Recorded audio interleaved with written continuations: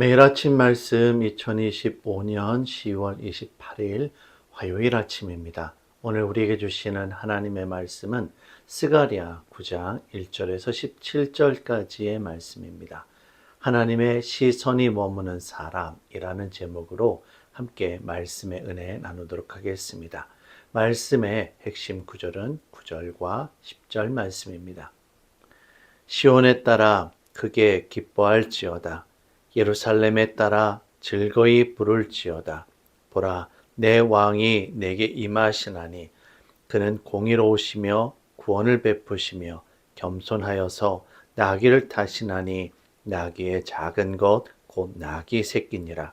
내가 에브라임의 병거와 예루살렘의 말을 끊겠고 전쟁하는 활도 끊으리니 그가 이방 사람에게 화평을 전할 것이요 그의 통치는 바다에서 바다까지 이르고 유브라데 강에서 땅 끝까지 이르리라. 아멘.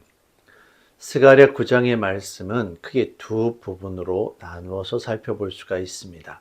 전반부 1절부터 8절까지는 이방 나라 민족들을 향한 하나님의 심판 메시지가 전해집니다. 그리고 9절부터 17절까지는 여호와 하나님께서 예루살렘과 이스라엘 백성들을 다시 회복시켜 주실 것이다 라는 약속의 말씀이 주어집니다. 이스라엘 백성들은 마치 깊은 구덩이에 빠져서 스스로 나오지도 못하고 그 안에서 말라 죽어가는 사람과 같은 모습이었습니다. 그런데 그런 이스라엘 백성들을 여호와 하나님께서 여호와 하나님의 종 곧 메시아를 보내어 구원하시고 회복시켜 주실 것을 약속하십니다. 그런데 이 메시아가 무엇을 타고 오십니까? 전쟁을 위한 커다란 군마가 아니라 평화를 위한 나귀 새끼를 타고 오십니다. 이는 곧 하나님의 종 메시아가 겸손의 왕이며 평화의 왕으로 우리에게 찾아오심을 뜻합니다. 이분이 누구이십니까? 바로 우리 구주 예수 그리스도이심을 믿으시길 바랍니다.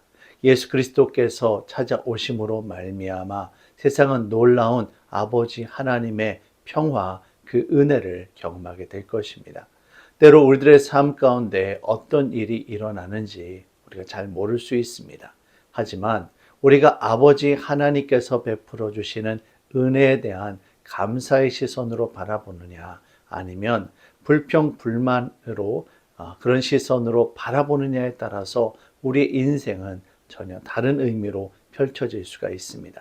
하나님께서 기뻐하시는 사람은 주어진 삶에 일일이 반응하는 것이 아니라 그 가운데 담겨진 하나님의 은혜의 섭리를 깨닫고 주님의 뜻 가운데 순종하는 사람임을 깨달으시길 바랍니다.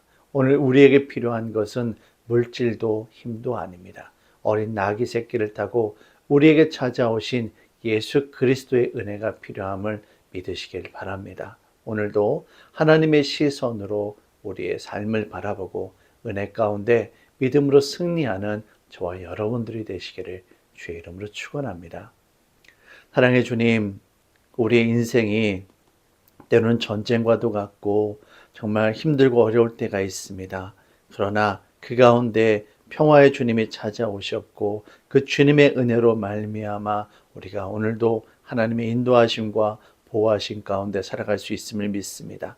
주님, 우리를 구원하여 주시고 우리에게 샬롬의 은혜, 평강의 은혜를 더하여 주시옵소서. 모든 것 주께 감사드리며 예수님의 이름으로 기도합니다. 아멘.